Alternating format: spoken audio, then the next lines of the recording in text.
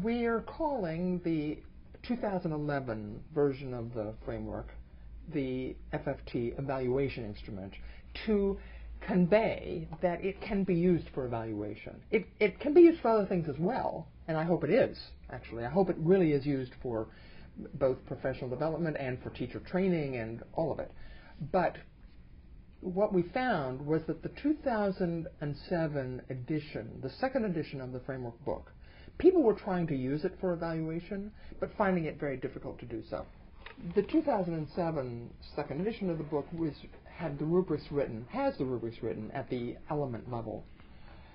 That's too many things to hold in your head at once when you're evaluating performance, especially for an observer who walks into the classroom and is having to keep track of everything.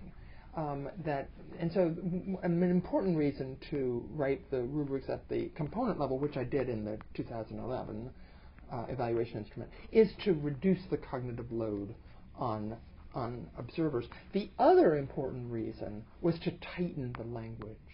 One of the things that we found in the 2007 version, because people had been using it for evaluation, and it was also being used in some research studies.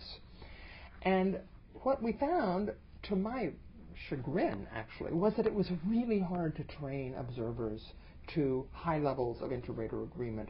And I realized it was partly the fault of the language in the rubrics. It wasn't tight enough language. The distinctions from one level to the next weren't sufficiently clear. So that was another thing that I did in the transition to the evaluation instrument, was to write the language in a tighter form, so that then we could train and illustrate examples at the different levels through video and through other artifacts and so on.